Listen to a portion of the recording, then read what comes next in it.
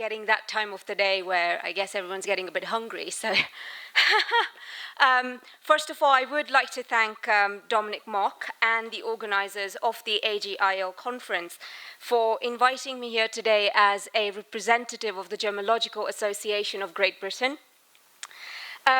The premise for this presentation is the need for education, and as someone who is passionate about education, it's truly exciting when opportunities are created to exchange knowledge and ideas. Over the last 10 years, the AGIL conference has championed education and created a fantastic platform to share ideas, new information and insights that provide a common benefit towards supporting the industry today and of the future. So once again, I would like to congratulate and thank the organizers of the AGIL conference for this wonderful opportunity. Thank you. I would also like to thank Anne Carroll Marshall, who is the head of Asia for GEMA, for her support in putting this talk together. I'm not sure how many of my colleagues and friends here today know who GEMA is. The Gemological Association of Great Britain was set up by gemologists for gemologists to provide education and training to support the gems and jewelry industry. I'm going to go back a bit here. My first introduction to the world of gemstones was around the age of 6, when my grandfather showed me a yellow sapphire. And I remember even today, my first reaction when I saw that yellow sapphire was, wow. I wanted to touch the stone. I wanted to play with it. I was really excited by the way the stone gleamed in the sunlight. But very soon, that wow factor was replaced by questions. Loads and loads of questions. What is this stone? Where did it come from? How was it formed? Those were some of the questions that I was asking my grandfather. People have been fascinated from the earliest times by pretty things, and we found ways to adorn ourselves with them, starting with feathers, shells, grasses, and as man learned how to make tools and use tools, we moved to softer gemstones and pearls like this Stone Age amber necklace. So really, our reaction to seeing something new and beautiful is twofold. That is beautiful, and second, what is it? Our ancestors were no different. They looked at the phenomena of the stones, they were fascinated by them. They tried to explain what they were and therefore created stories around it. My grandfather told me stories about gemstones, like the yellow sapphire he showed me when I was 6. The story amazed me, and they continue to amaze me today, and I'm lost in the world of gems. That gleam and sparkle in the emerald, that must come from the trapped fireflies, or that rock crystal is basically ice that never melts. These stories were the earliest attempts at gemology, explaining and understanding gems, because that is what gemologists do: identify gems, distinguish them from other similar appearing stones, establish whether they are natural or man-made, treated or untreated. And if they are treated, what that treatment is and how that affects the long-term appearance of the stone, its durability, and possibly the overall value of the stone. The very early studies in gemology, which can be traced back to ancient Greece and India more than 300 years BC, or the famous text by Roman scholar Pliny's Naturalis Historia in AD 77, was based on a unique combination of myths, imagination, hearsay, but in many instances, known stories were amazingly described based on real observation. Modern gemology, as we know today, made its appearance in early 18th century, where experiments began of separating stones by crystallography and family rather than just color. The trade, we knew that poetry and stories of mythology of gemstones, they sold stones. They still do.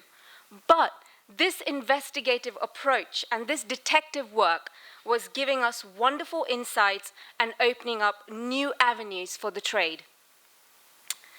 So, what did this investigative approach to gemology mean for the trade? Well, we gradually realized that all of the so-called red stones that we lump together as ruby, which is the Latin name for red, not only came from different crystal forms, but had different optical properties too.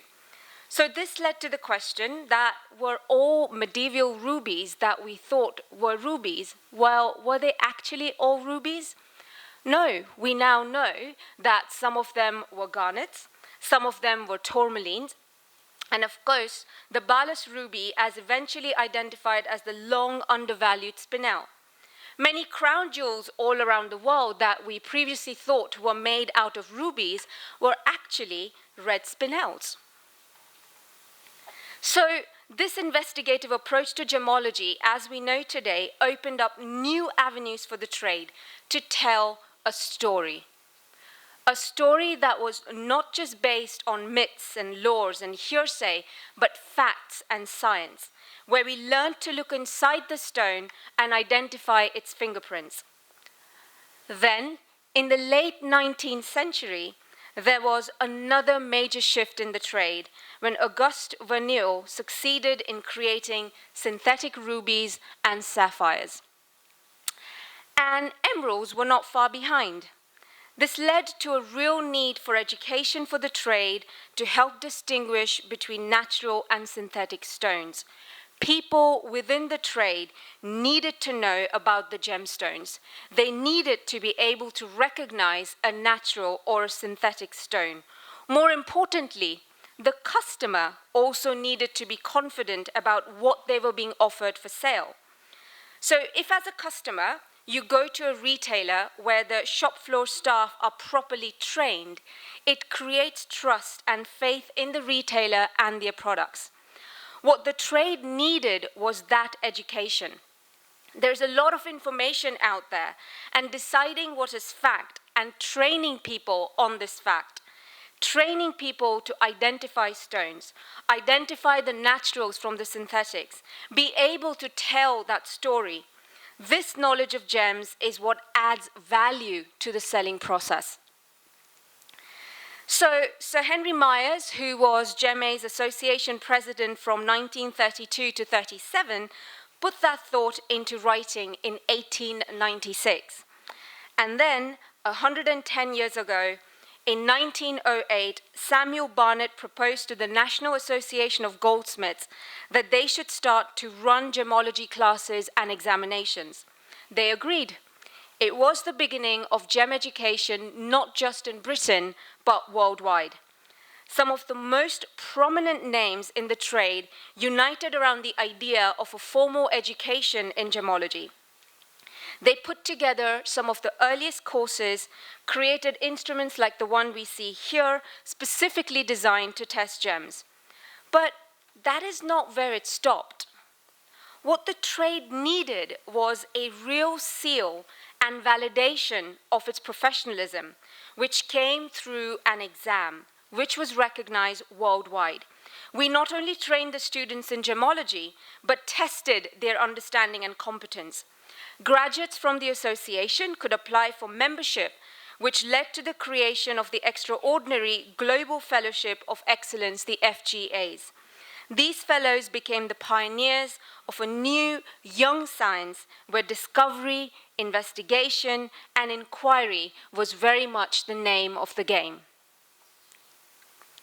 So, over the last 110 years, GEMA has continued to develop and grow its education offering and sharing its educational excellence through accredited teaching centers at universities and trade organizations all around the world. GEMA courses have been taught in Hong Kong since 2009, including AGIL, who has been one of our esteemed teaching centers in the region since 2013. Today, we have over 40 institutions all around the world teaching GEMA courses with over 1,500 graduates each year going to take their place in one or another section within the industry. So, The 6-year-old child that was fascinated by gems found her way into the gem trade after many years. Many years. I'm not going to specify how many. When I joined GEM-A, I asked myself the question, what does education today in gemology look like?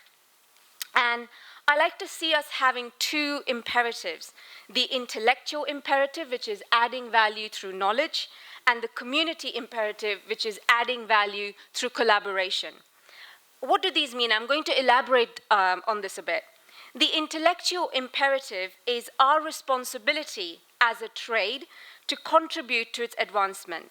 The industry is moving at a rapid pace. From the time Auguste Vernier developed the first synthetic stone to the introduction of the De Beers range of light box synthetic diamonds, the industry continues to innovate. Synthetics of various types with increasing sophistication continue to be introduced to the market and provide a tangible alternative for consumers who are looking for a similar sparkle at a lower price. New types of treatments continue to be developed. There is advancement in instrumentation and lab equipment. The trade needs to keep up with this knowledge and developments more than ever before. Education, therefore, becomes important more than ever before. Education now is very much about the client, about the customer, and I'm going to elaborate on this point a bit. At the start of my talk, I asked the question, are diamonds forever? You know, I recently read an article with the same title, which was essentially mainly about whether synthetic diamonds will take over natural diamonds. But for me, this question, are diamonds forever, is a much more broader question. This is about the future of gemology and the gem trade. How do we, through education, ensure that the trade remains relevant to its client base? Here, we need to ask ourselves the question, who is our client today and the client of the future? The client base is no longer mainly those that grew up with the De Beers slogan of diamonds are forever. It is the millennials and what we know as Generation Z that are today's and tomorrow's clients. And they are completely different from their parents and grandparents. Millennials don't necessarily believe in the engagement fairy tale of and they lived happily forever after. Today, the forever is as rare as a flawless natural diamond. The millennials and the Generation Z, they live in the digital age. You know, I'm an active user of social media platforms like Twitter and Instagram, and you know, over the last couple of days, my Instagram has been flooded with these images, which has gathered hundreds and thousands of likes and views. It is an amazing story of a beautiful yellow diamond that has been in the vaults of Tiffany since 1877. A diamond that was discovered in the Kimberley mines in South Africa, and this iconic diamond has only been worn 3 times in history. First by Mrs. Sheldon Whitehouse in 1957, Audrey Hepburn in 1962, and now Lady Gaga at the Oscars in 2019. And each time it has been worn in different forms. There are likes, there are comments, there is the wow, the ooh, and the ah. But does this Generation Z really buy? Maybe not. Maybe. The millennials may prefer letting go that fancy engagement ring for a holiday of a lifetime. They might prefer buying the designer handbag instead of that earring or a smartphone. I can see the guy there just really nodding to say, yes, it's possible. If they buy jewelry, it must be very special and mean something to them. This generation wants the full and convincing answer to what is this and why is this for me? So millennials have essentially mastered the use of the internet. Now, if they want to buy something, they go Google, Instagram, YouTube, they look at social media influencers, they research for inspiration. They will gain knowledge about the product they wish to buy. They will explore all possible options and product ranges available to them. When they then walk into the shop, equipped with all of that information, and the shop floor staff knows less than what they know or provides them with inaccurate information, they have lost that customer forever. Millennials also have a stronger awareness of what they want and need. Ethical considerations and social consciousness are increasingly important to them. They will ask questions about ethical mining, blood diamonds and fair trade. They will ask questions about the manufacturing process, the pipeline, the design and the story behind it. Increasingly, statistics show that millennials are willing to pay more for ethically sourced and fair trade products. So when I said earlier that education and gemology today is more about the client, what I meant was that in the past, most clients did not expect all of that information or didn't necessarily come equipped with research beforehand. But when clients of today do look for authenticity of product and design, want a story about the piece of jewelry that has meaning, knowledge becomes a vital component for every piece of jewelry that is made and sold. And the industry is recognizing this today, and many major trading houses today advocate education and offer basic education themselves. The second imperative that I was talking about earlier is creating the community. Collaboration is key. No one educational provider can adequately cover all aspects of the trade. Here, both the trade and educational providers need to come together and invest resources into developing courses that cover all essentials and key skill sets that are needed by the industry today and tomorrow. We need to provide education in the core basics of gemology, but we also need to provide targeted training in various aspects that are critical to the industry today. For example, geology, mining, supply chain, cutting, design, faceting, valuation, marketing, retail, instrumentation, synthetics, the list can go on. GEME is in a privileged position here due to our strong network of teaching centers globally and a huge network of members and graduates and industry colleagues. We can combine the various expertise and work in collaboration with universities, our partners and friends, to appropriately harness the knowledge to meet the educational needs of the trade. This is what we aspire towards.